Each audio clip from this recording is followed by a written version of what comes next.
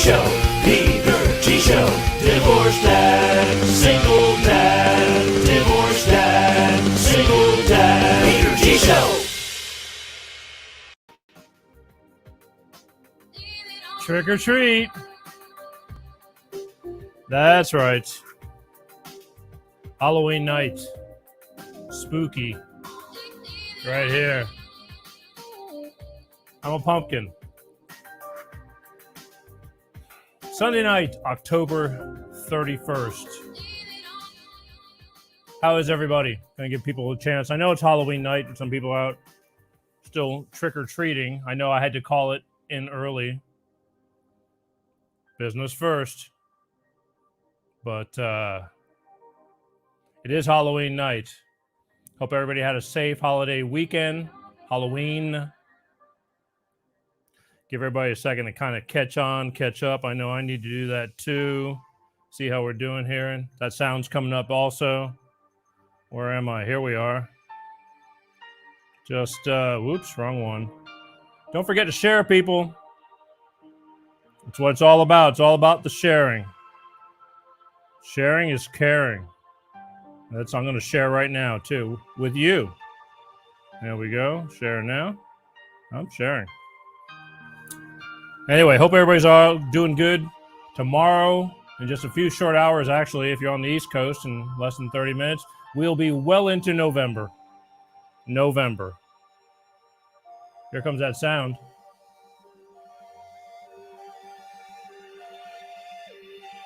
Now I can get going. Anyway, well into November. The year is almost over, folks. And it's been another hell of a year. However, grateful for every moment. We're still here. I'm here. You're here. We're all here. So a lot to be grateful for. Again, don't forget to subscribe. Let me move over here. Just kind of getting settled in.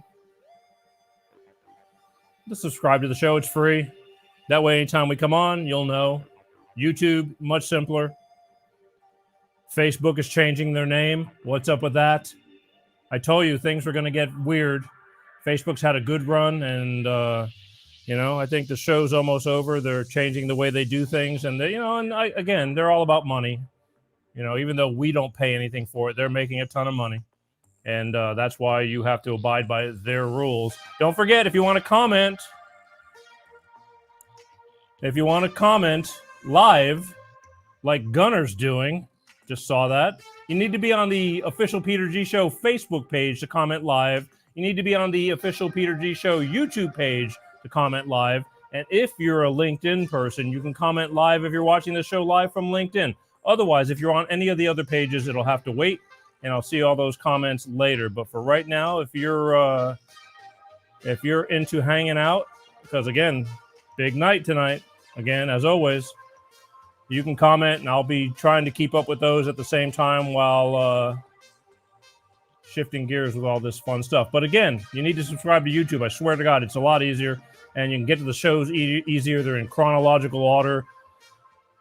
Big announcement. I've been threatening to be going back up onto the podcast scene because we kind of left that for a while, and we are just about there. I have one more bump in the road and should be uploading all the shows or, trying to catch up on the backlog, but we should be able to podcast real soon, and you'll be able to catch the Peter G Show on podcast so you can take it with you in the car. You can listen to it while you're at work.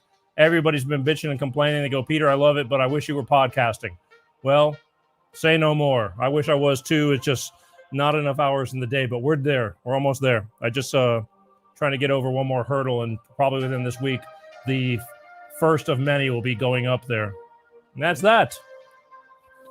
Last week, I don't know if you were fortunate enough to catch from Australia, down under, mate. Last week, Miss Willow Ford. Hi, Michael. Last week from Australia, Miss Willow Ford. She has a business called Share Abode. That's slang, mate. That's Australian for share a house, a dwelling, a home. She's all about matching up single parents who are struggling as single parents with children.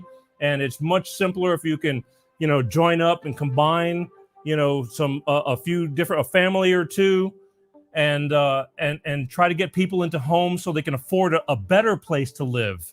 And it's not as easy as you think. I would have thought, well, you get a 3-year-old and your 3-year-old, and it's like, hey, we both got 3-year-olds. Let's see if we can make it work. And she says that's the worst case scenario.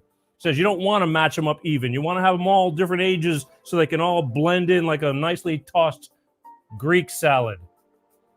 Had to throw in the Greek there. I know Bob had a Greek salad too. By the way, Bob, Halloween night coming up. He's in the wings. East meets West tonight. But last week, Miss Willow Ford, I thought it was a great show. Next week, real quick, founder of the new platform, TLB Talk. He's going to be on. Mr. Roger Landry. He's going to be on telling us more about that. It's like Facebook without the censorship. I'm on it. It's growing. They just got tired of being censored and shut down, so they started their own, and they own their own servers too, so they can't have Google shut them down either. And we're going to talk to him about how he got started, where it's going, how he's doing, all the above. Next week, Mr. Roger Landry from TLB Talk. Again, just like what you're watching, just another platform without somebody telling you what you can and cannot do within reason. So long as you're within the law, they're all good with it. You can voice your opinion and not get taken down. Anyway, that's next week. Sunday night, November 7th, Roger Landry with TLB Talk platform. Looking forward to it. Tonight, however, I've been waiting. It's been 5 long weeks. And a lot happens in 5 long weeks. A lot happens. So thus for a lot to talk about. But every last Sunday of the month, as you know, is East meets West. Bob Paff, Baltimore's Bob Paff, joins me right here, East Coast, with me on the West Coast. And we just start comparing stories and what we've lived through for the month and how we're thankful to still be here. And that's a big thankful. And he's waiting in the wings right now. So and it's Halloween night. So I'm really curious as to what he did for trick-or-treating and what he dressed up as. So without further ado, Bob, if you're ready, shake your head for me because I can see you, but I can't hear you. Oh, you're frozen. Bob, you're going to have to log off and get back in again because, again, I got you frozen. What a bummer. We're having it's Halloween. It's Halloween. Who knew?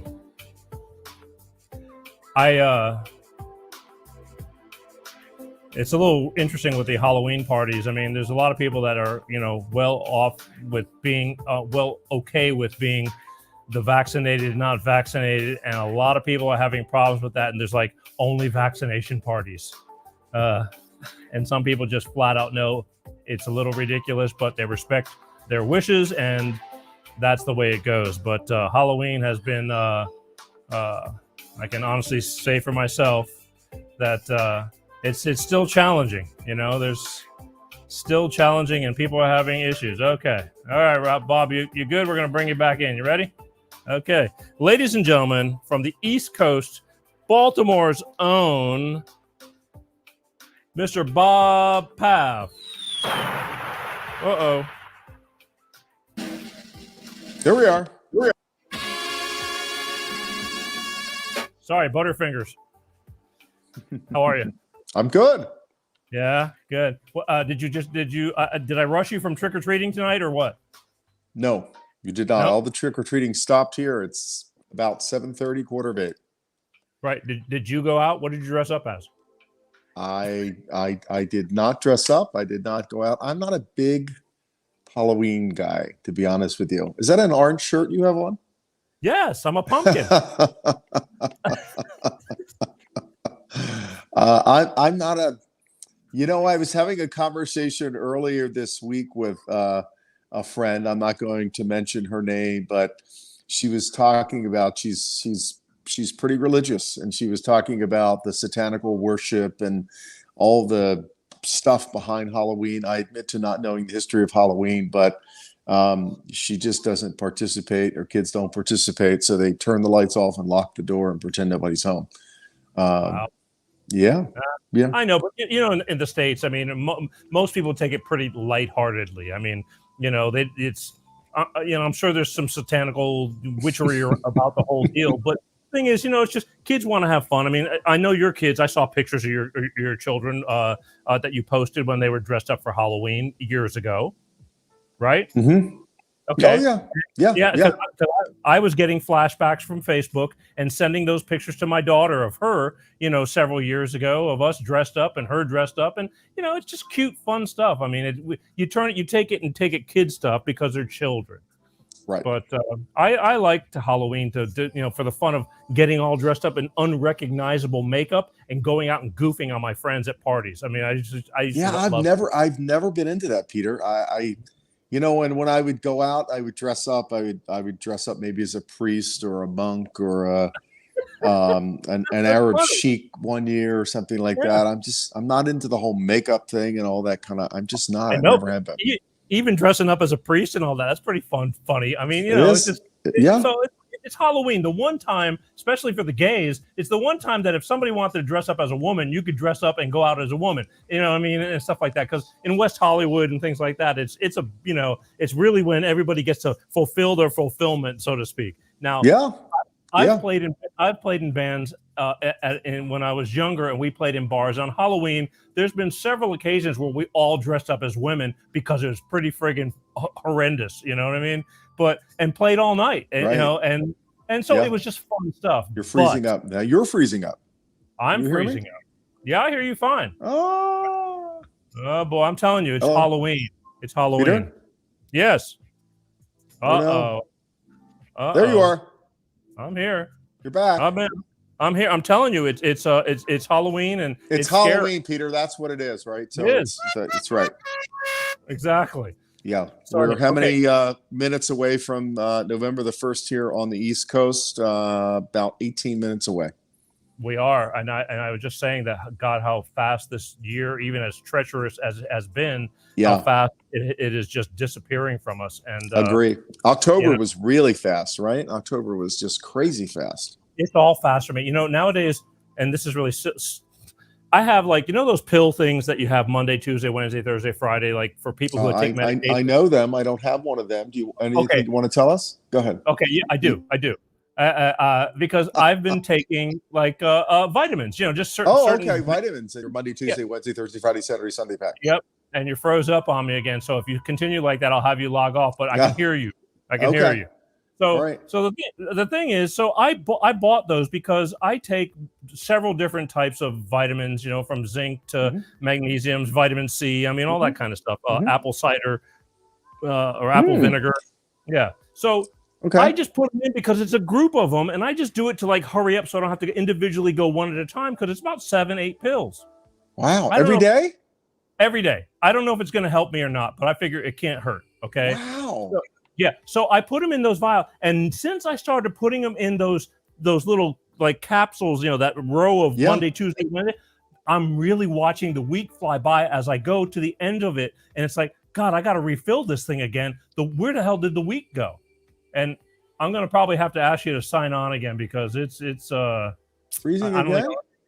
Well, you never stop. You look like a photo. It's a nice photo, but you look like a photo. And I'm going to have to ask you to sign off and sign on again so we can see you when instead of just hearing you. Okay. Okay. Here.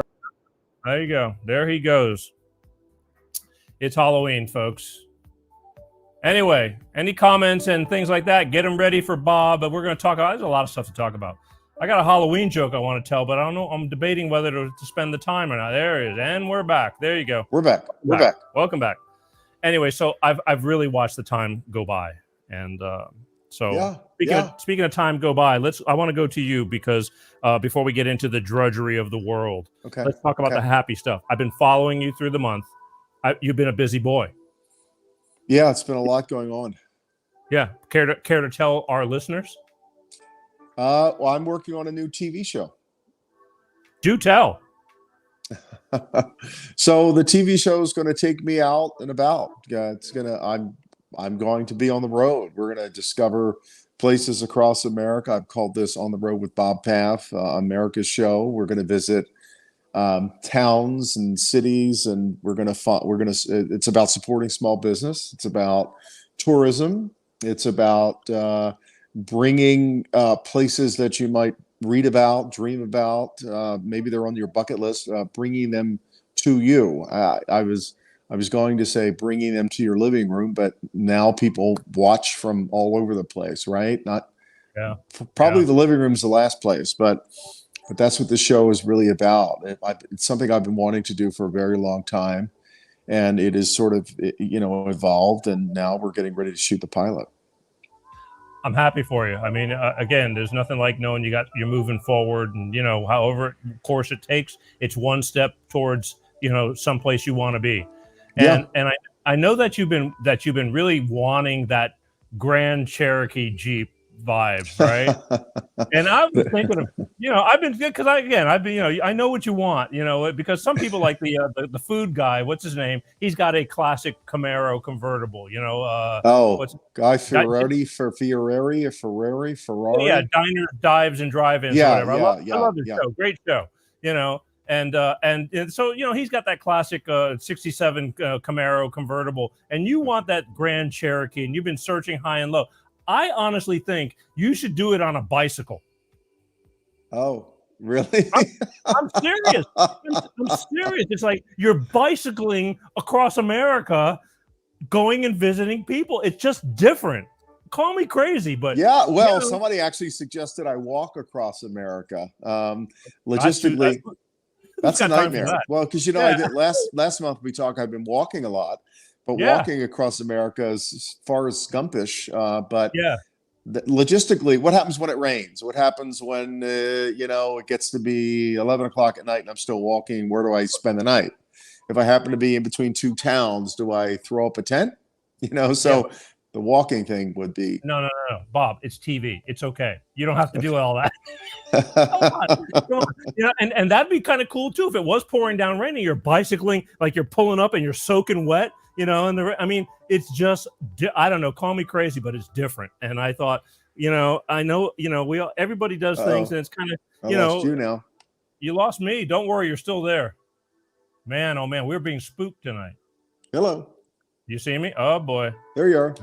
Yeah, there I am. There you are. You back? I never left. Okay. I hope. I will find out after this show's over. All right, so bicycling, you were saying, right? Yeah, just the it's like weird. Just even if the weather or whatever. I mean, you're only riding in from off the truck or whatever. But the thing is, it's just I just thought it's a different approach. It's a little bit different, a little more earthy, and you're pretty much a down to earth kind of guy. And I go, it's like I am. I don't see how that wouldn't work. I mean, and it's. I mean, think of the budget cutting, saving and all. They just get a nice bike and then just then throw it in the truck and they move you to the next place and you go and you're biking in for a half a mile and you bike out. But rain, sleet, or snow, like the mailman. There you go. Okay. Just a thought. Just a thought. But okay, so you've been busy with that though. I mean, you've been out and about everywhere the past month. I have, but part of it has been, the branding and getting people used to the concept of me being on the road. So really kind of wherever I've been, here in Maryland, and that's where we're gonna launch the show from Maryland. It makes sense to launch it from Maryland because that's my home state. Maryland's a beautiful state. The nickname for Maryland, you might not know this, but Maryland was called America in miniature. Because we've got everything here, we've got the beach and the mountains and so forth and so on, and we're coastal. We're right on the Atlantic coast, and so we're going to launch the show here in Maryland, and then probably go up to New England. The executive producer's out of California. We just think to spend a lot of time here. Right. How about through the winter? Are you planning winter or spring? So we're going to do the pilot and then we're going to do probably not 8 or 9 more episodes. And so we haven't really, and we're going to shoot the pilot in November. Things are starting to get cold here. I just actually turned the heat on a little bit ago in the house, but, and particularly if we head up north, if we go up to Maine, it's going to be cold and it'll be snowing up there pretty soon. And then we were going to do Vermont. I'm actually thinking I might like to head south. Maybe we go to Florida, right? Yeah. Logistics, timing is everything. Yeah. But so Yeah, it's really exciting, and it's going to be. It's funny you say, because I was thinking about it earlier, and this is going to be part of the pitch. I really do see myself as the guy next door. I mean, a lot of people see me differently than that for whatever reasons they judge. I'm a product of the inner city of Baltimore. I was raised by a single mom. You and I've had this discussion before, and some of the listeners out there know the story. My dad worked in a factory. My mom was a legal secretary. They were not educated people. I grew up in the inner city of Baltimore. So I see myself very much as every man, as the guy next door, as the guy who, this show is going to be about Peter sitting down, having a beer or having a burger or, finding a cool. It's not going to be limited to diners, drive-ins, and discos or whatever it is that the other guy does. But that's not our thing. But an element will be that I can show up in a diner or a disco or a drive-in or whatever he does. He's on the Food Channel, so I mean it works perfectly for him. Oh, okay. Yeah. So I'm not going to be on the Food Channel. Yeah. Let me ask you a question. Sure. Have you ever seen on it's a PBS show that was on for 20 something years? Mm-hmm. California's Gold. Have you ever? No. Are you familiar? Never heard of it. Oh, Bob. California's Gold. Yeah, it's called California Gold or California's Gold. Okay. And you are the modern day. You have to go. Please, I'm going to remind you. Yeah, absolutely. This man, Huell Hauser. Okay. He's this one guy. He was an ex-Marine. You'd never know it. He's a sweetheart guy. He passed away, unfortunately, way too young. He passed away, I think, at 67 or something like that. Back in 2013, I think. I just recently did some reviewing with a friend about this because if you haven't seen California Gold, it was a PBS special, and you're frozen. And as soon as we finish this, I want you to log off and go on again. Okay. But I want you to hear this. Because you need to see this, because he made a living from the public broadcasting system for 20 something years, going all over California.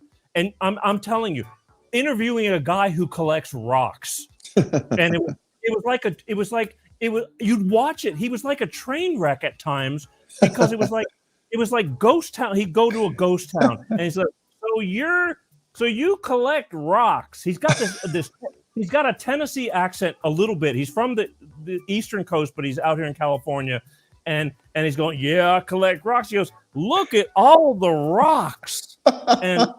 And there's these little like coffee cans of rocks, and you won't turn the channel off. This is the thing. No matter what, you're watching the show. And I just recently saw where they were in the Dead Sea, which is in Southern California. And there's this like ghost town place where some people live. It's very arid. There's nobody there anymore. They thought it was going to be something kind of cool, and it's just dead. It's called the Dead Sea because the salt water is so heavy that it kills everything. It's like, I don't know. Yeah. And he's there and he's like, wow, look at this. You really got to watch this, and you got to watch a bunch of them because I'm telling you, you take what he made a very good. He had one camera guy, Louis, and he passed away before the show was over for years. And he just goes places. But I know you'll love it. I know you'll love it. I guarantee you'll probably watch more of it because it's called California Gold. YouTube it. California Gold. I'm going to remind you tomorrow. Now, I want you to do me a favor real quick and log off because it's just a frozen picture and I want to see you again. Peter, okay, here we go. Wait, you're there. Wait, okay. Shit. Maybe he was just standing still and I couldn't tell. Oops. Maybe he was just standing still, but anyway. I want to tell you guys a Halloween joke, but I don't. He's going to log on, and by the time he logs on, then I'll just be getting the joke started, and then it's a good joke. Okay, bringing you back. Are you there? You're there? Yeah, you're here. Just better. There we go. Yes. Oh, I hear you. I hear me echoing. Yeah. You can hear me? Yes. Sorry, yes. I took my earbuds off. I'm having a harder time hearing you, but maybe that's better. It's not going to change the signal, but that's okay. Whatever. If it doesn't work for you, you can put them back in either way. Okay. So you've been doing all that. I've been watching you. I mean, and you're a foodie. I mean, I'm telling you, I've been watching you eat some good food. I am a foodie. Yeah, because I've been looking at some of the stuff and I'm going, man, this guy's. It looks to me, you like blow me out of the water. I feel like a hermit because you're out and about all the time. You know. Well, I am out and about all the time, but really, when I'm out and about all the time, I'm number one, I'm working. Number two, you got to remember your daughter is what, 16 now? 15, 15, almost 16? 16. Yeah, 15. Yeah, my youngest is 19 and off to college. So it's Yeah. just me, Peter. And Yeah. so I'm not gonna, I can cook. Yeah. When my kids were here, I cooked, but I'm not gonna really cook for myself and hang out. I mean, if I'm out, when I'm out, I'm running into people. I'm talking to people. I'm developing ideas. People come up to me on the street. They come up to me in restaurants and bar, wherever I am. People come up to me all the time. They stop me. That wouldn't happen if I were sitting at, having my dinner, right? No, I get that. I mean, but my whole thing is, this show is so overwhelming. I literally, I was just sitting before we went on. I'm going, how many hours a day that I spend trying, keeping everything moving, rolling, because again, it's not major. There's not 200 people working for me, and or for the show, and I spend. I'm going. Am I spending? Should I just like not worry about it and just like put the show out and don't worry about little clips every day, every week? I mean, what's more important? Is it working or is it not? Hindsight 2020. It's hard to tell. Yeah. You plug in. Yeah. Get ready to plug in. Yeah, that's not going to. That won't define the signal for the video. So you're either way. Yeah, I'm just having hard time. Can you hear me? Okay. Oh, we hear you great, man. I just wish if so much it doesn't freeze up, we're good. So good. There's a lot of work, and right now, again, she is young. My daughter is younger, and she's not driving fully yet. Although I'm having her drive me every morning when we're doing her chores, while she goes and picks up horse poop and feeds and all that kind of stuff. But I'm going. I have about 5 to 7 hours a day that dedicated to her. Just hanging out. I'm in the car waiting 5 while to 7 she's hours working. every day. Wow. Well, look, yeah, exactly. Look, I get up at 7, basically. I'm out the door at 8. We're home by about 10:30 ish. If she goes to the gym right after that, we're home by 12:30, 11:30, 12, and then I get the call like, hey, can you, for the evening, Peter? because she got to go do it again, all over again, minus the gym. The gym is like one part of the day or the other, and then go and clean her feet. So it's at least an hour and a half to an hour 45 minutes, a minimum, morning and evening. If she goes to the gym, there's another hour and 30 minutes on top of that minimum. Driving. Wait a minute, she's in school though, right? She's in school, but she does homeschool. This is kind of cool. It worked out to where she's doing this thing called OFL. It's it's online schooling, and I was against it. But the thing is, thank God she took it, because there was no school for a year. And this was a system that has actually been in practice for a long time for a lot of students who don't want to go to school. That way you can manage your time. So she manages her time a lot differently. And so she does all that. But the thing is, she's got time to do all that. I have work to do. There's a show that has to keep rolling, and she's not with you full time though. She's not, but I still pick her up and do all that full time. She's 3 miles away from me. Okay. So and you pick her up every day so she can muck the stalls and feed the horses. At least 5 days out of the week, maybe 6. Wow. Sometimes 7. Yeah. Look, I'll take it. I adore her. And her work ethic is amazing, and I'm so proud of her. But it by time she gets through doing what she's doing, I'm already starting to get drained just from being around. Does that make any sense? Sure, of course. And you're frozen again. Okay. Maybe I'm trying to figure out how we can do this without you logging on and logging off. It's just a still picture, and I want to get into the nitty gritty. I want to get into some real life over here, which is our life. Log on. Yeah, do it one more time for me. All right, here we go. Yep. Halloween, folks. Halloween. I want to tell this Halloween joke, one way or another. I don't care. I'm good. And those of you who are listening live, trick or treat. That's right. You'll be glad to hear this joke. I'm just waiting on Bob. I don't want Bob to miss a minute of it. All right, let's get Bob back in here. Okay. Okay. Welcome back. Yes. So my day, and again, listen, I am so grateful that I have the time. I told her, I said, I'm so thankful for the time I get, because even though we're doing your thing, that's okay. You know what I mean? But I do have a lot of things that this show does not run itself. It is way, I need people. You know, it's like that next step to production, to this next year, new money. You cross your fingers that, you know, somebody's looking to go, you know what, maybe we can take that to a different level, whatever. But it's like, you know, because we do things on a very, especially since COVID, it's gotten even more of a shoestring, and it works, and we're grateful, but it's hard and it takes a lot of time and effort. I hear you. I mean, everything I've done, I've cobbled together, and you know, I'm ready for the next step because it's exhausting. You know, people don't realize that, you know, the price you pay, you know, for quote unquote that success, and the effort that's put into these things, and then, you know, you get to a certain point, and everybody, again, people just don't realize what's involved in it, and it's a lot of work, and it's exhausting. It really is. It is. It is. And again, we don't go around talking a lot about it. All people see is what they see here, and perception's a bitch. Because I as much as you want to be that guy on, you know, major network and this and that, they don't realize that these guys are working their butts off, you know, scratching and clawing and stretching a nickel, you know, and really learning how to make it go. I take the other earbud and put it in your ear, because that's the one with the microphone. So now I can't hear you as well. There you go. That one. Drop the other one. If you want to drop one. You know what's weird about it? The microphone's on the one that I just put in. If I take this one out, I don't think I can hear you. Go ahead. Okay. Then put it in your other ear. I can't hear you. Put it in your other ear. No, when it's left ear, right ear kind of thing, or whatever. And I hear you, but the microphone was down by your stomach. That's all right.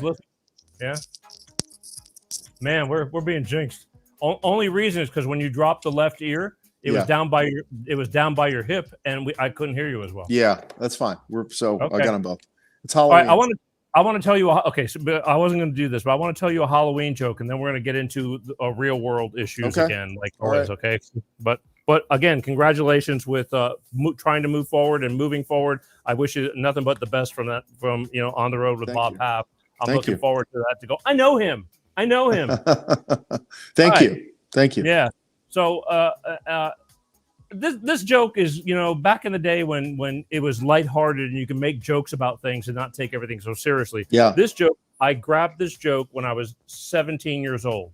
I was playing in a bar, and there was this local comedian that got on stage and was telling some jokes, and he was local in Florida, and his name was Sea Dog, and that was his name, his nickname, Sea Dog.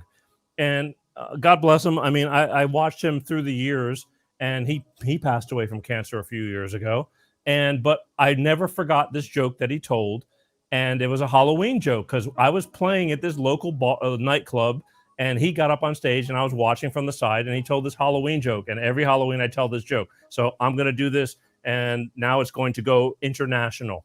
Okay. So I don't know how you want to explain it, but there's this little boy, and he's got a cleft palate. And in my day, we called it a hair lip. Are you familiar with that? Okay. I am. I certainly am. Okay.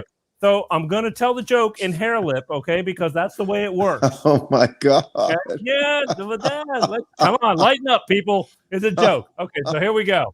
So there's this little boy, and he dresses up for Halloween, and he dresses up, and he dressed up as a pirate. And so he had a hair lip. So he kind of talked like this, because if you have a cleft palate, that's how you talk, okay? No joke. It is what it is. That's what happens. That's how you sound.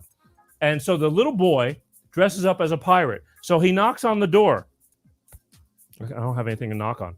So he knocks on the door, and this little old lady opens the door, and he smiles, and she's at the door, and he goes, "Trick or treat!"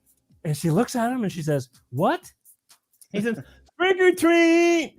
And she says, "What?" He goes, "Trick or treat!" She goes, "Oh, trick or treat." He goes, "Yeah, trick or treat." And so she goes, "Wow, that's really sweet." She goes, "What are you dressed up as, little boy?" He goes, "I'm a pirate." And she says, "I'm a what?" And the boy looks, he goes, "I'm a pirate." And she goes, I'm sorry, I don't understand you. She goes, what are you dressed up as? She goes, I'm a pirate. See the patch on my eye? See my sword? I'm a pirate. She goes, oh, you're a pirate. She goes, yeah, I'm a pirate. I'm a pirate. And he goes, wow, that's really nice. She goes, well, if you're a pirate, where's all your little buccaneers? And he looks at her and he's like, huh? He goes, you're on my bucking head. Bucking bitch. Oh God. Okay. All right. Where's your little buccaneers? Where's your little buccaneers? Oh boy. Oh boy. Okay. How long have you been waiting to tell that joke? All year. All year. I'm a pirate. I'm a pirate. You're very good at that. I like the accent or the listen, right. I've been doing it since I was 17. Yeah. Well, you've got it down. Yes, I do. And that joke came from this comedian, and I never forgot it. And it's like my daughter goes, "Oh God, don't do it. Don't do it." And so here we are. Okay. Sorry. Now listen, I know there's people in this world right now laughing at me. No doubt. No doubt. Yeah. Okay. So let's talk about a few things I've been saving for you because again, you are all about the opioid overdoses and this and that. And through the month, I just saw that they seized 50 pounds of fentanyl that came over the border, and that's only what they were able to find. 50 pounds of fentanyl came over the border. Hello. Uh-oh. Come in, Bob. Bob. I'm here. Oh, okay. You're listening. Do you know that 50 pounds of fentanyl can absolutely kill the entire city of New York? Yeah, I'm not surprised. Yeah. And this is only what they happen to catch it coming over the border. Lord knows what else has been coming. I mean, I dare to say that, 20 times this is coming over. All the time. Oh, imagine what's getting through. Right. They just caught that. Correct. Right. Oh, yeah. I know why I can't. I thought you know what? You're frozen again. We'll go with the voice unless you want to log on again. No, let's not. Maybe it'll come back. You're frozen on me at times too. You don't know that. So we're both getting it. Yeah, but what comes to me is what matters. If I'm freezing, I have a feeling you're it must be that snowstorm at your house over there. I guess. But you can hear my voice, right? Yes, I can, and thank God for that. Because so let's go with that. Okay. And maybe I'll unfreeze it at some point. It must have been the joke. Yeah. So this fentanyl thing. So again, 50 pounds of fentanyl. They said which could kill the entire city of New York. That's how powerful. Because it only takes 2 milligrams to kill a person. Yeah. Yeah. And that just blew my mind. Mm-hmm. Because it's like, this is only what they're catching.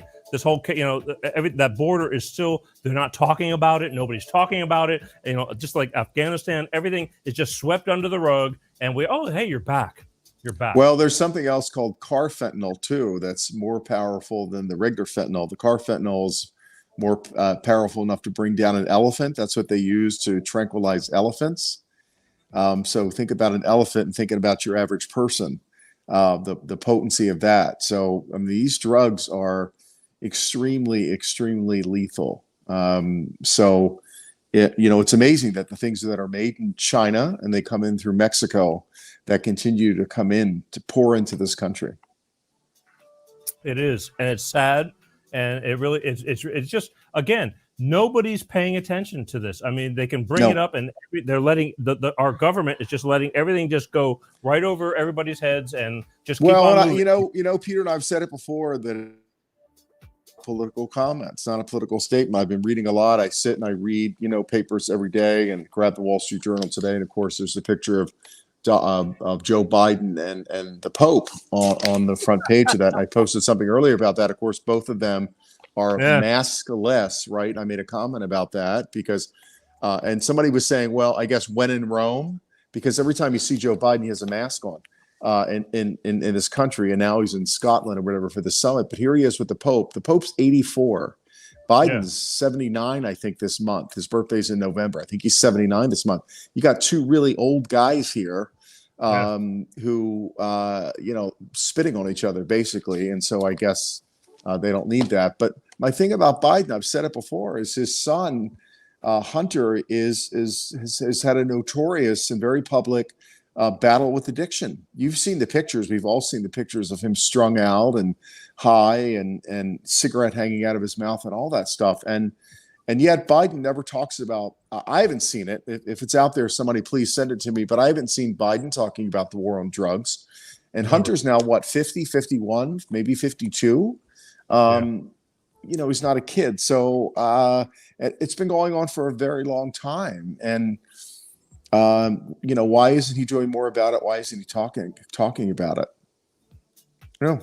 Again, I think you and I both know there's a mess going on, and it saddens me because we still have a huge amount of people who don't see this going on and thinking that everything is wonderful and things are picking up and life is just getting really good. Well, I think the numbers are finally changing. I was reading something earlier. I think I saw an NBC poll that said only 22% of the population thinks that, the economy or the country's moving in the right direction, and 77% or whatever think it's a train wreck. So I think what's people that have, that supported Biden and voted for him are just remaining silent. You don't really, what's to defend? Although you do get some people that say, oh, the gas thing is an OPEC thing and the administration has nothing to do with it and it's not his fault. Or you get people that say it was the prior administration. You're always going to get those people. But, the White House isn't talking about any of this stuff, which is just amazing. I really, sadly, shockingly, I feel sorry for Joe Biden because I don't think he's well. I've said it before. Yeah. I think he was rolled out there. I don't know why. Maybe the Democratic leadership said, get him in there. That way we'll be able to do what he wants or what we want, and he won't know what's going on anyway. I think, right? I think it's very sad. I feel bad for him, but look at the perception around the world. Come on, it's pretty obvious, and it's not a political thing. The man is 79. This is worth repeating. When Ronald Reagan was elected, he was 69 years old. So when Biden was elected, he was 7 months older than Reagan was at the end of his second term. And people thought Reagan at 69 was too old. So it's astonishing to me. Biden, before he got elected, talked about a second term. The man would be 82 running. Come on. It's ridiculous. Yeah. Ridiculous. Here's what I'd rather have of. Warren Buffett running the country. The thing is, I'm like, a lot of people are starting to catch wind and figure out, like, hey, I think they are. Yeah, they are. But the thing is, people have very short memories.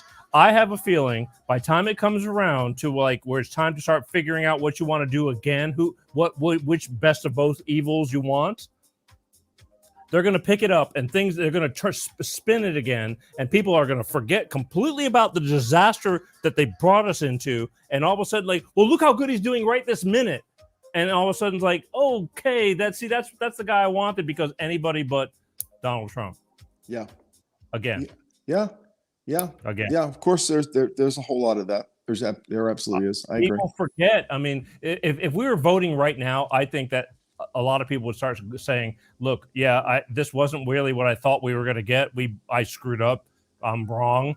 But the problem is if they can make it to where they can pick up the tempo, and they will, because they have full play of all this crap, they can do what they want to do. And all of a sudden, like, look, gas prices are great now. And because it's election year, that kind of crap. Well, you talk about, you and I doing this East Coast, West Coast thing. Big election for the governorship of Virginia on Tuesday. Oh, yeah. Next week, yeah. Big, because Terry McAuliffe, who was a former governor of Virginia, is running again, to be the governor. Everybody thought that the guy was a shoo-in, and now they're saying that I think the guy's name is Youngkin, I think, is ahead in the polls. It was neck and neck, and I think the Republican candidate has pulled ahead. you know, a little bit. So before it was a slam dunk. Biden was just apparently in Virginia this Tuesday, right? Yeah, Yeah, I saw it. before he left for Scotland or whatever. Oh, But yeah, I got things to do, man. I gotta go to Scotland. We gotta talk about something that's never ever gonna change. Climate. Yeah. So that's the country's certainly watching that. It's going to be very interesting to see, you know, what happens in that election, because Biden carried Virginia. So it's going to be interesting to see what happens there. Yeah.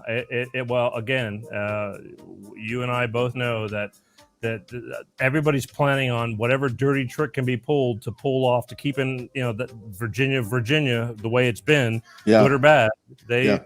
They're going to do whatever they got to do. And again, we've turned into a nasty. I mean, I think things are always been undermined and underhanded, but it's getting like almost to where everybody knows it's like we're corrupt. Yeah, it's really exhausting. It really, I mean, I just it's sad.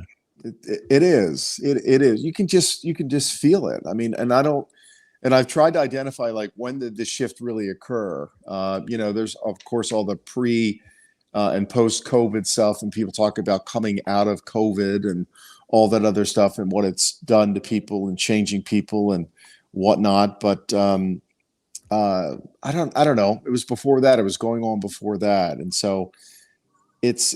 I think it's been so well covered for so many years, and then when Trump came in, he was this outsider who doesn't give a shit about politicians. You know, he's all business, and he was rocking their world. And I think since he came into office, they thought he didn't stand a chance in hell, and the people want regular business to be conducted.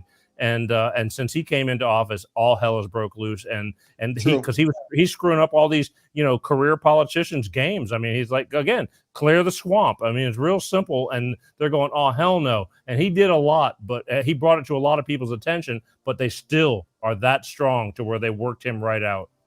Yeah. No, they certainly did. Yeah, I agree. I'm really saddened because every day I'm watching TikTok videos and Instagram and this and that, and you have all these nurses and doctors being escorted out of hospitals because they're not vaccinated, and they refuse to be vaccinated because they don't believe that this vaccination has had the time to be proven. You know what I mean? And it's bothering me. So I'm watching the music community. Travis Tritt, are you into country music at all? Do you know who he is? I know who he. So, yeah, he's been around a good long time. He's pretty solid. Travis Tritt has refused to play any venues, and God bless him for standing up. He says, I'm not going to let people get shortchanged and not be allowed to come enjoy themselves and live life. And so he's only doing venues that are going to, like, I don't know what's going on over there right now with you guys in Maryland, but I had a friend of mine who just flew from Florida, and he went to Vegas because he had some things he had to do over there. It pissed him off. He was so not used to masking up continually from the plane to the venues to all of that. And I just talked to him today, and he says, it just knocked me off guard. I go, welcome to my world. You know, he goes, I know, I hear you. But he said, I'm just not used to it. He goes, I was so sick of having that mask on. And he got COVID last year, and he still doesn't have his sense of smell. Wow. Yeah, he got actual COVID, not just a cold, covered up and said it was COVID. And so he's 72. So, and he's having trouble now breathing. Like, his respiratory system is not the same that it was, on top of getting older every year. I mean, we're not getting it, we're not Superman. And he told me, he says, I just had it. He says, I couldn't wait to get back home to get this shit off and not, comply to all this bullshit. He says, people on the streets in Vegas were wearing masks. And he goes, what kind of crap is that? Right. And that's the world we're living in. So now all these nurses, doctors, every day I'm watching these videos of people filming themselves being escorted out of their hospitals, Kaiser Permanente, whoever, whichever one, and they're going and they're filming themselves being escorted out. They're fired, and that's that. And it's like, what the hell are we going to do here? Because we're not going to have qualified people with experience to take care of people, including law enforcement and firefighters. Well, you're right. So I was going to say it's the police and the fire department.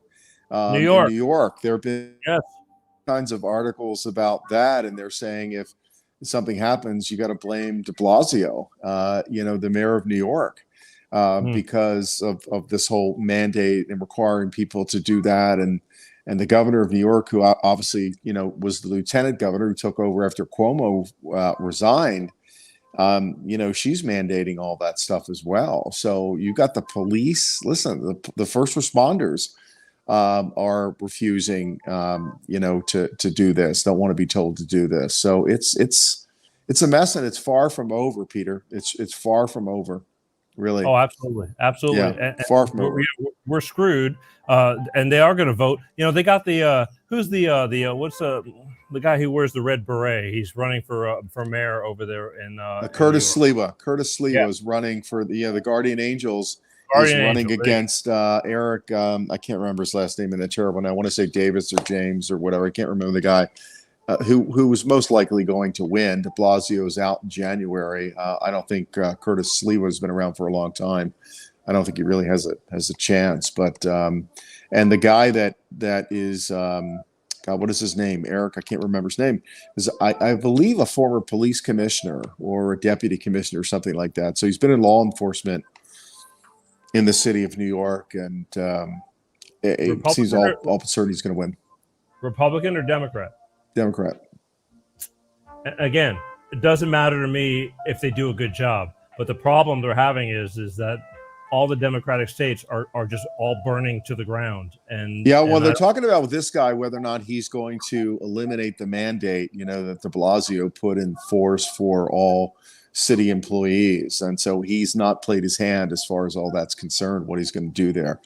But he gets it. He's a former cop himself, and so he gets what they're dealing with, and that's a large part of the platform. Correct. That's been a large part of the platform that he's run on. Good. That, I hope. Basically, I feel your pain. Because I'm not. Again, if the Republicans were doing as going down in flames and like the Democrats are doing, I'd be on. I don't care. I don't care. Red or blue. This red or blue shit doesn't mean anything to me. I agree. It's like, how can we have a better life for everyone? But nobody cares. Well, I think what you get is the finger pointing. So if you deflect the attention from you're not doing a good job. Yeah, but look what's happening over there, and that's really it. It's the blame game, but it's never changed. I mean, I think it's only gotten worse. It's only gotten worse in my lifetime. It's bad. It's bad. Yeah. Okay. But what changes it? I mean, it's exhausting. It's really, it's really exhausting. I see it here in Maryland. Again, East Coast, West Coast. You talk about it.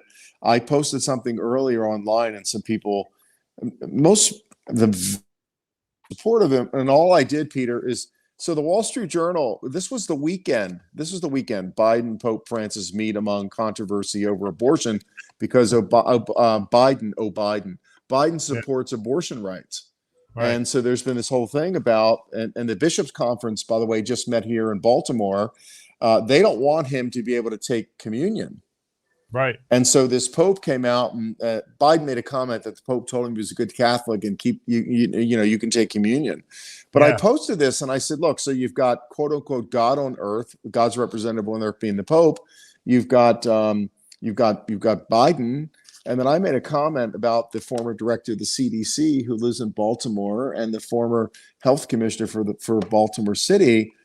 I see them in public a lot. I've never seen him with a mask on. I've seen her very infrequently with a mask on, but most of the time without. So my whole thing, and then people get into the political stuff. Somebody said, "Well, why does it bother you if people wear a mask?" I said, "Did you read the post?" It's not that it bothers me. I had COVID. I was hospitalized. And I got vaccinated. My kids wanted me to get it, and I do some work at Johns Hopkins, and so the whole mandate there. So I don't feel that I need to, on top of all that, my natural immunity and everything else, I don't feel like I need to wear a mask. Certainly not outside, and I do comply, and I do wear it inside if a business requires that. I do, and I don't like it, but I'm also not going to make a big deal out of it. I put it on, I take it off the second I get out of there. but I'm still amazed at the number of people walking the streets in the fresh air, wearing masks. I see it every day. So that's why. Well, you're in California. You're in Crazyville. I know. Right? I tell you, But see this paper. So again, Peter, you've got, and I basically said, help me out here. You've got an 84-year-old Pope, and you've got an almost 84-year-old Biden, who are about. It looks like they're about 3 feet away from each other talking. So they're spitting their saliva. They're shaking hands. They're everything. Yeah, they're shaking hands. They're doing all that stuff. Yeah. Right. And there's not a mask in sight, but you see Biden going to the cemetery to Arlington National or whatever. It's a photo op. It is the biggest. It's a photo op, is what it is. Before and after is absolutely. Well, and he's also, I mean, listen, they all have handlers, so it doesn't matter if they're Democrats or Republicans or independents. They got people saying, "Oh, do this, don't do that. Take her question, take his question." But this guy more so and worse than others. I mean, he's got to be told what to do because he's not healthy. He's not well. So he clearly needs the handlers to be telling him what to do, what not to do, and everything else. I don't think the guy turns around without somebody telling him which direction. I look, right? Oh no, absolutely. I think that there's so many moments when these people are like, oh my God, moments like when he's talking and they're going, just get him off there. Well, that's been in the paper. They've said, I think even his press secretary's come out now. She's got COVID, but I think they've said they do not want him taking questions from reporters. He said it. He said it publicly. He said, "Oh, they told me which people to pick first. I got to go in the order they told me. Absolutely. Who to ask questions or let to ask questions because they're going to throw him a softball." Oh, absolutely. But they cringe, I think, the second. Listen, Biden's been known for gaffes for he's been in politics for 50 years. Yep. And he's been known as the gaffer. I mean, he's been known as the guy who's just like, what did he just say?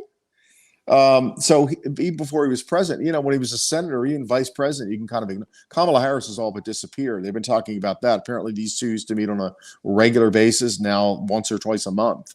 Right. Kind of a thing.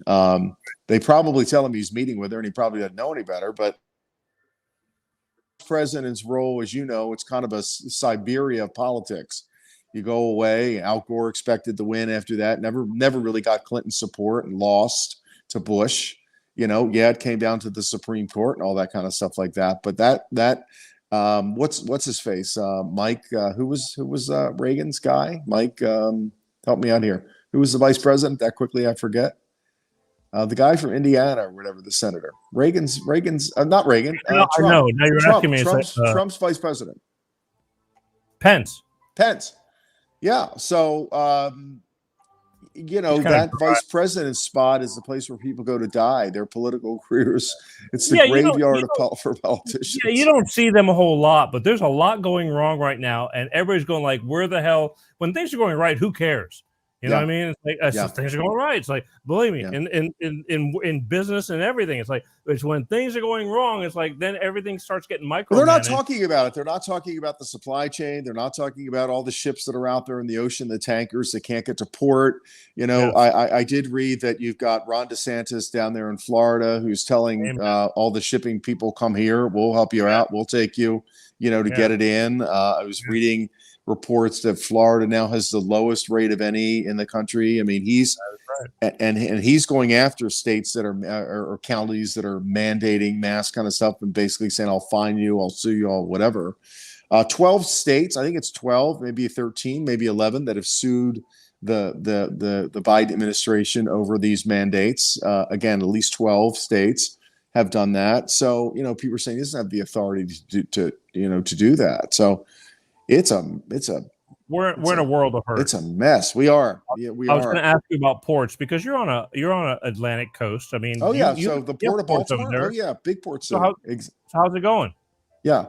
Well, same thing. I mean, Baltimore City's got just a whole host of problems. Now the federal money is flowing, and Baltimore's getting, $650 million or whatever, and so they're dumping $50 million into the police and other neighborhood programs and some sort of victims fund and all that kind of stuff like that. But the crime continues to go up. The homicide rates are approaching, beyond where it was last year. We're looking at another record year. So the problems that a lot of other big cities are still having, and getting supplies here and all Yeah, of that stuff. So in it's California, it's a mess, and it's they're exhausting. blaming And the truckers. I don't, it seems like we talk about this every month, and it's good because it is every 4 or 5 weeks that we talk about it. But I really don't see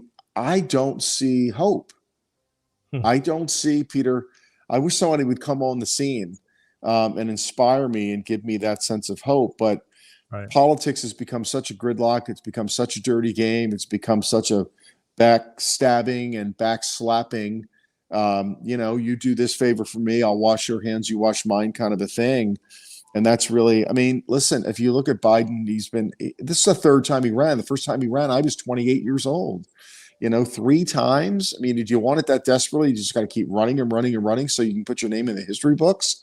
And I think a bunch of people got together and said, all right, give it to Joe, sort of a thing. So it's disgusting what's going on in this country. I don't care if the guy was a Republican or an independent or the prime minister, the king, or the Pope. It's just, if you can't function, you can't function. The beauty of media is, he has been well documented. So like everything he says has been. So I want to play you a real quick clip about gas prices, because gas, every time I go, it's going up 10, 20 cents a gallon, and it's continuing. And but this is Joe Biden when he was backing Barack Obama.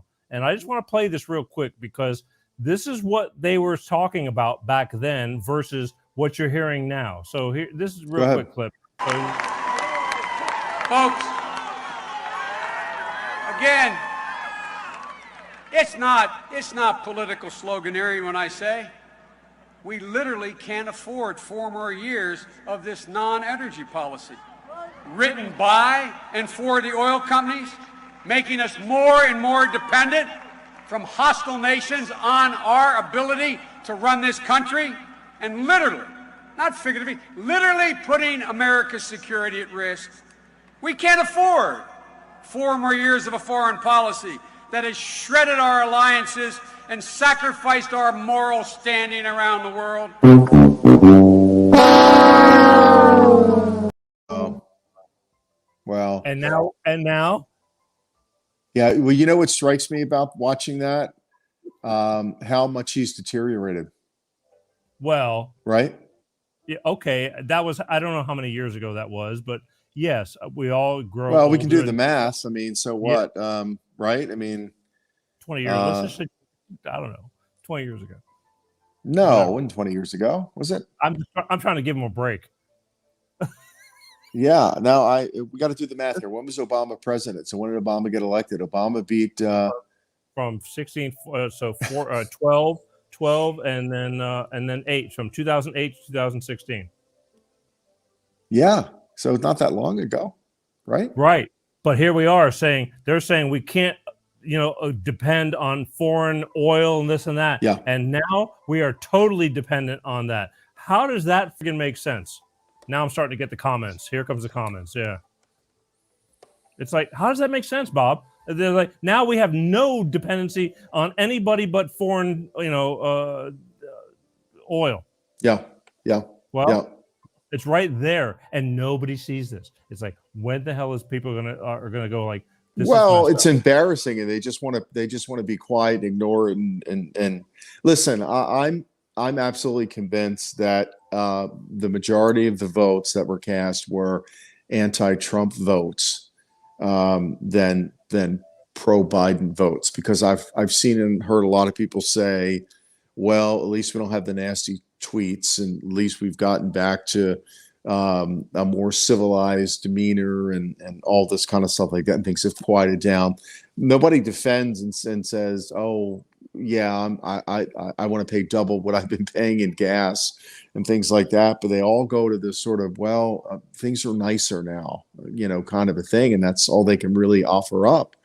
And I think when it comes to that, the man's basically invisible. He's just basically not available, not rolled out and handled and curtailed and scripted and everything else. That's not leadership. Peter. That's not, and that's what I really come down to. That's not leadership. It's not forceful. There's nothing about it that, listen, that's a tough job. And to be 78, 79, to be 79 years old and doing that job, takes a lot of stamina. And, it's ridiculous. Some people have it, but he doesn't. But sure, he doesn't. Oh, absolutely. I think some people do.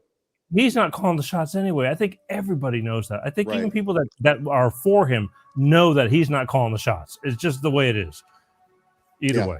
Yeah. That he's pushing this like cleaner green. Like the problem we're having with they claim with California. That's why I was asking about trucking, is that you have to have a 2017 or 18 newer tractor trailer to come into California because of the emissions. Really? They're blaming it on that. Now we've been doing cargo all this time. Yeah. How come we're all backed up now? I don't understand this. Yeah, they're saying that the problem is that they can't get as many trucks into California because trucks go like millions of miles on an engine and then they get rebuilt. It's different than a regular car. And so they're saying that a lot of the trucks are older trucks, so they can't get enough trucks into California.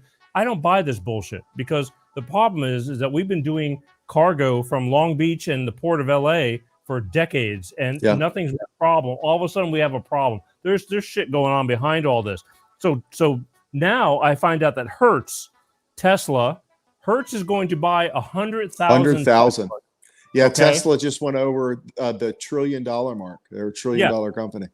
Who's going to rent these cars? And besides, like, I want to drive it because, like, I understand that other parts of the country, maybe a Tesla is exciting because there's not as many around. When I'm walking every other day or daily, whatever I can try and do, I count Teslas. There's so many freaking Teslas in my area. It's ridiculous. But the problem is that's great because you live at home, you can plug in a Tesla. If you're renting a Tesla, how can you rent a Tesla? Like, where are you going to plug in and recharge this damn thing? We don't have the capability of keeping up with what Biden is forcing us to go electric. He's forcing us, but the infrastructure is not going to be able to keep up. But he'll be long dead by then.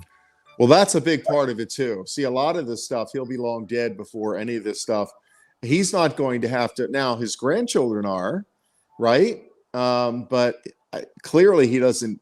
He's not concerned about that because he will, like you said, he'll be long. I was reading something earlier that he's putting up a wall. They called it his Delaware mansion. Obviously he has a house in Delaware. He has a house on the Delaware shore.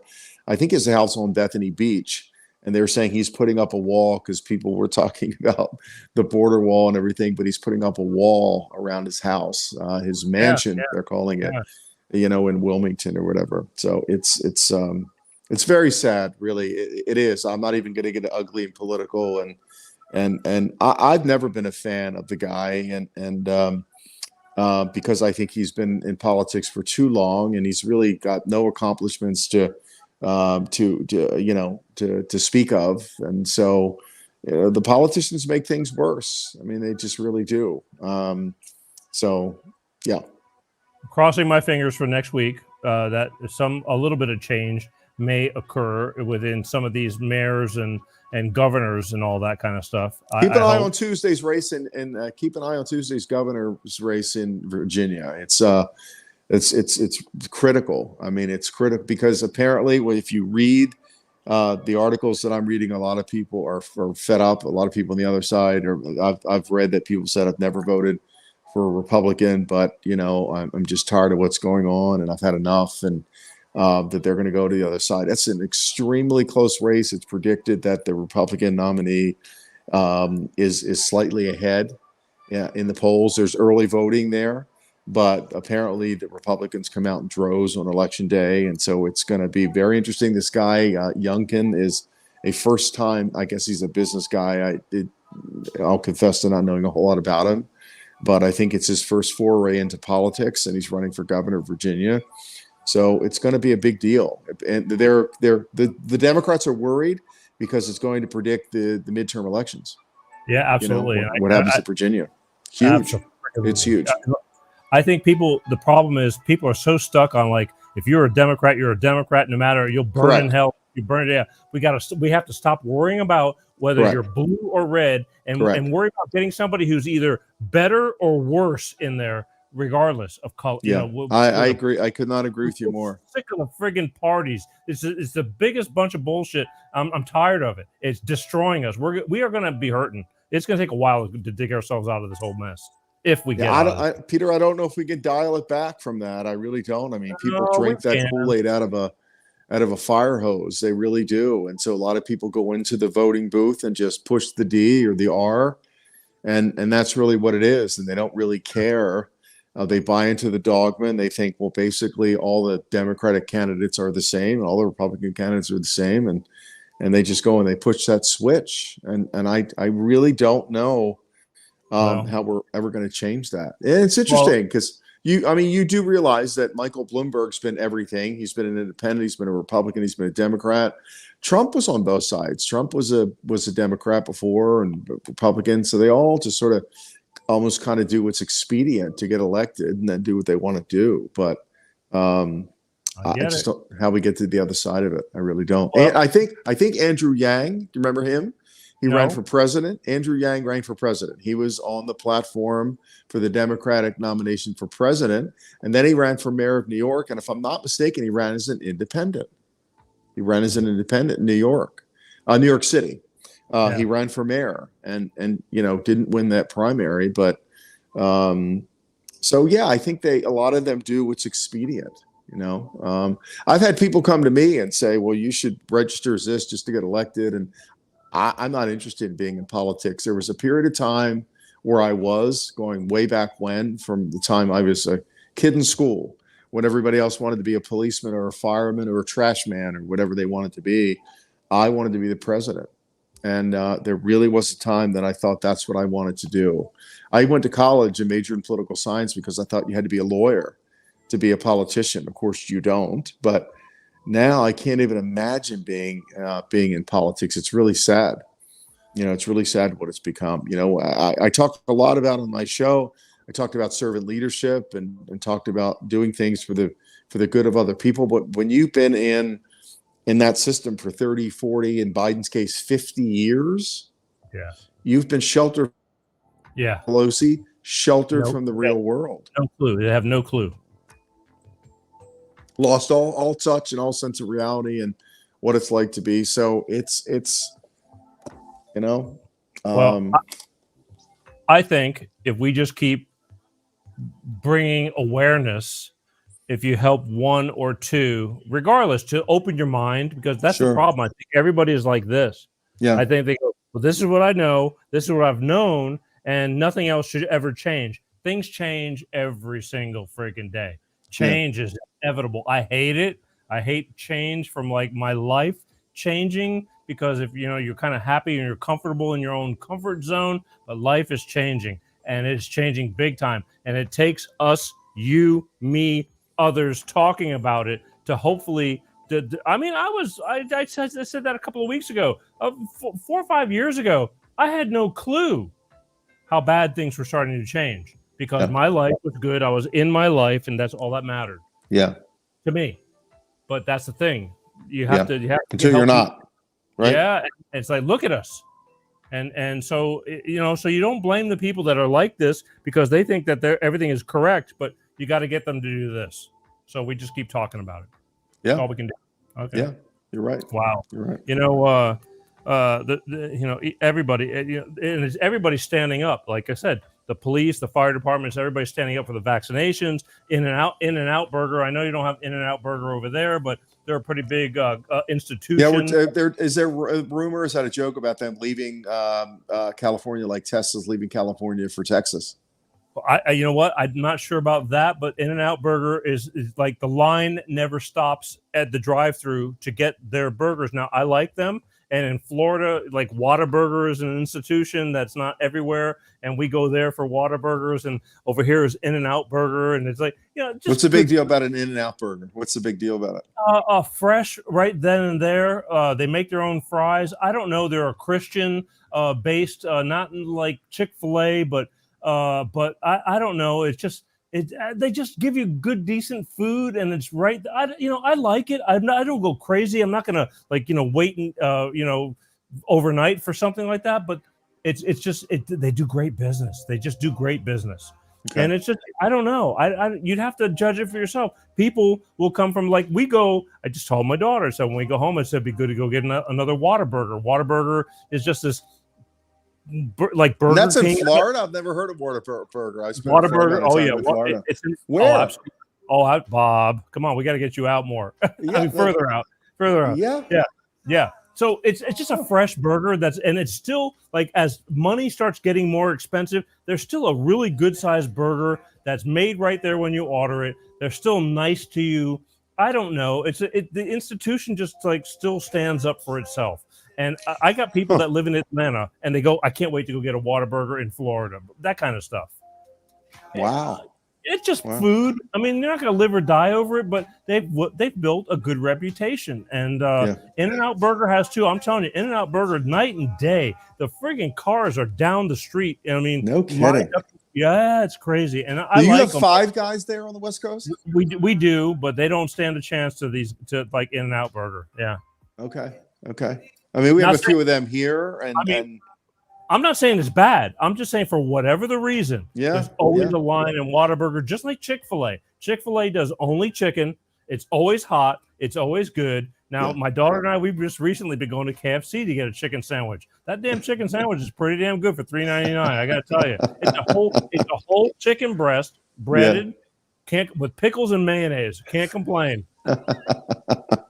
This advertisement was brought to you by Petergshow. Right? I don't think they owe you a chicken sandwich or something. We're doing that. I don't think I've had one. Well, again, put that on your list. I mean, who haven't you had one from? From the KFC or the chicken? Yeah. KFC, well, that's all they do is chicken. It's Kentucky Fried Chicken. Yeah, I haven't.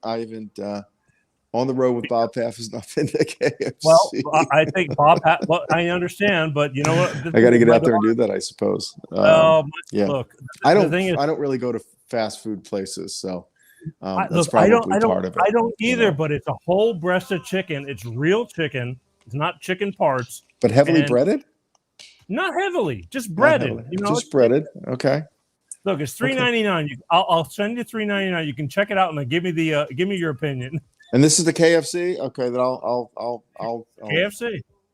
It's a good sandwich. I mean, it's not hard. It's not rocket science. It's a breast of chicken. It's friggin' a couple of pickles and some mayonnaise. I don't even know where one is. I have to say, I'm embarrassed to say, and I live in the city. I live in Baltimore City. I don't know where they are. If you want Kentucky Fried. There's a great story for you, Colonel Sanders. That story. Yeah. Do you know that story? Yes. They're all good stories. The problem is we don't have those good stories anymore. Yeah, that's an amazing story. He lost everything in his 60s and became a billionaire by the time he was in his 80s.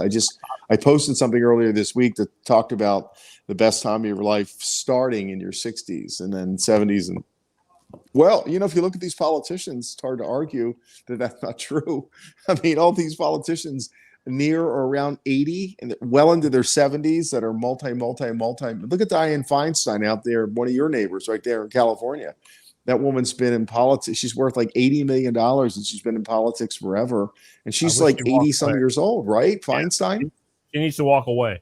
Yeah. How old is that Waters woman, that Maxine Waters? She's another one, right? Don't even get me started with her because again, I don't want to get mean. I really don't. But really older than dirt, right? I mean, they're old people. Yeah. It's sad.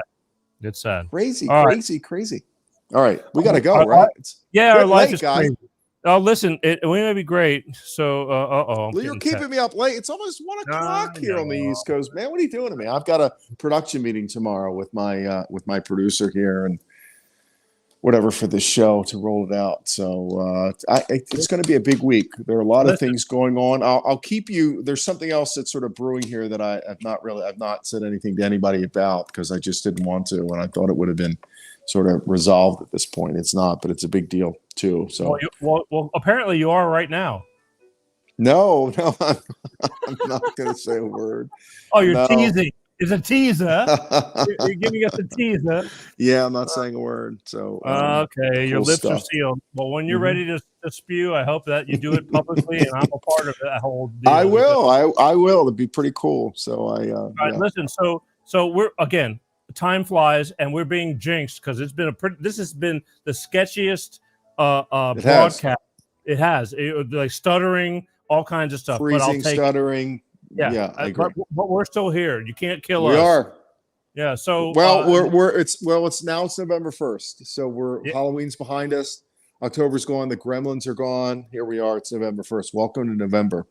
Yes, November. My youngest son, Peter, turns 21 this month. Oof. Yeah, I look at my daughter. 21. My youngest son turns 21. Flies. So, it's just like where the hell did it go? Yeah, it is. But either way, we're all still here, and God bless all of us for just hanging in there and doing the best we can with what we've got to work with. Yeah. So here's the thing. We are in November. Will I be able to see you? I think the last time I talked to you, I said we might not be doing a show after Thanksgiving but I'm going to do a show the last Sunday. If you're willing, I would like to do. I want to get through I made a decision to let's talk about through the holidays, because the holidays are really, really, to me, special. And even if they're not special, they need to be. More forgiving, more thankful, more everything. So if you're willing, I want to see you the weekend after Thanksgiving, which is the 26th, 27th, 28th. Thanksgiving is the 25th, I think, right? That Thursday. So it would be that would be the last weekend, because then we roll into, right? So, how many days in November? November is 30 days, right? 30 days. 30 days. 30 days has November, something like that, or whatever. Right. Yeah, so that would be the 28th. I will see you on the 28th if you're willing, if you have the time. I know you're busy. Well, with this ungodly hour, I'm either in a hotel room. I know. Right? And so I'm somewhere. I can't thank you enough. But at least I know that you're around at this hour. What else would you be doing? Sleeping? True. That's my point. So whether I'm here or I'm in Maine or I'm in Vermont or I'm in Florida, I'm going to be on the East Coast, most likely. Where would I be at this time of the hour, right? From a hotel room, wherever you need to be, we can make this happen, because I think there's a lot of great information that needs to be shared. And regardless of all our banter and my bad Halloween jokes, I think that if one piece of information touches somebody to help somebody, I think we've done our job. Agree. Okay. I agree. Good. I agree. Anything you want to leave? You want to leave us with anything before you leave?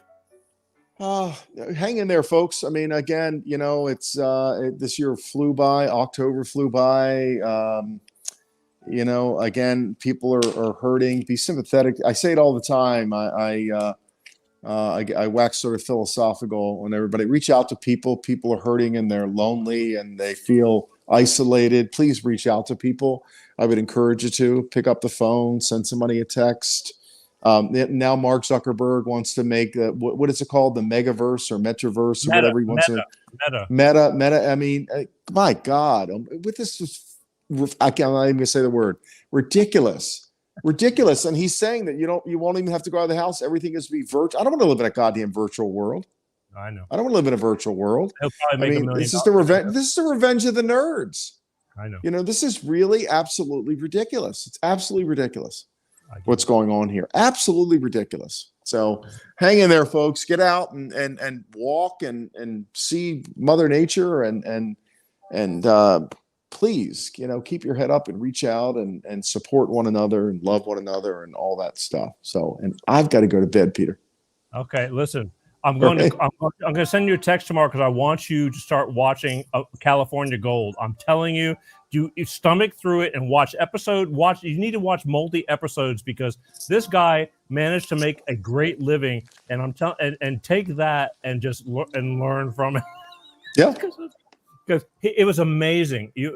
I don't know. I don't. He took nothing and turned it into something, and I think that you'll get something out of it, and you go, "Friggin' Peter, making me watch this shit." But whatever.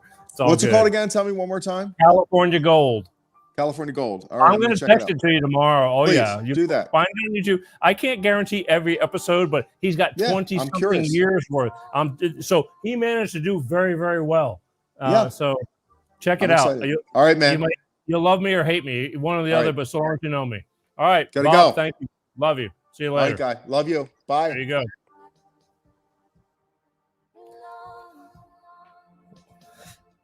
We've been spooked tonight. That is the signal, the most sketchiest ever, and we've had a lot of like technical difficulties. Not easy being me, but he's been bandwidth was narrow, but at least the audio was still there. Always something worthy of listening to. Spooky, I know, spooky. Oh, that wasn't spooky. I gotta get this. That's spooky. Yeah. Anyway, listen. Thank you, Bob Paff, for it's crazy, but we've been doing this pretty solid for over a year now, and I'm very, very proud and grateful that we've been able to like join forces and just compare, you know, a lot of stuff. Like he's not aware of certain things, I'm not aware of certain things, a lot of people aren't aware of certain things. We bring it to your attention, good or bad. Take what you hear. And, you know, I mean, even though Michelle wants a Hardee's burger more than a Whataburger, I like Hardee's burgers too. They're charbroiled, which Hardee's is actually in California is Carl's Jr.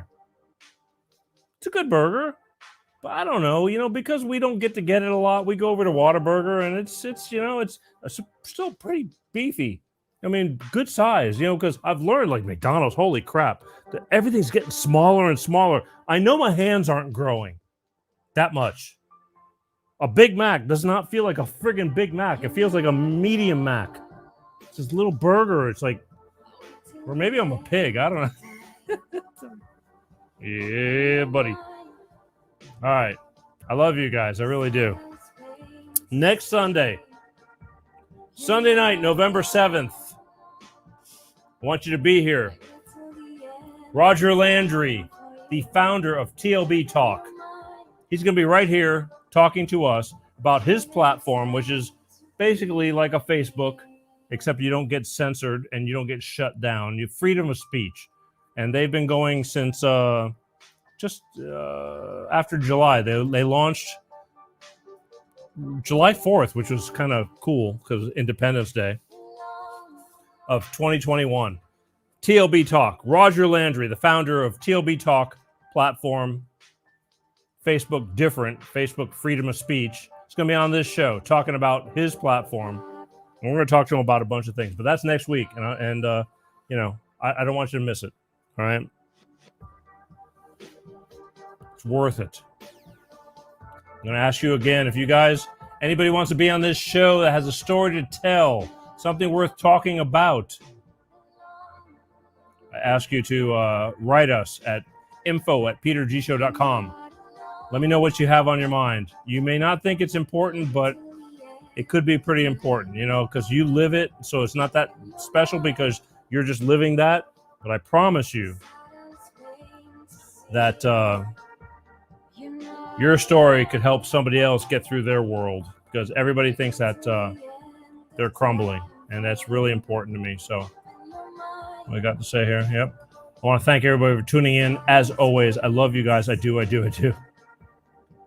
This year has blown by.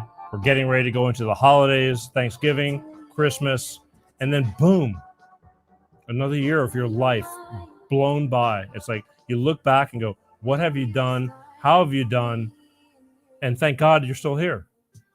So I think that's important. I do. I think that's really important. I do.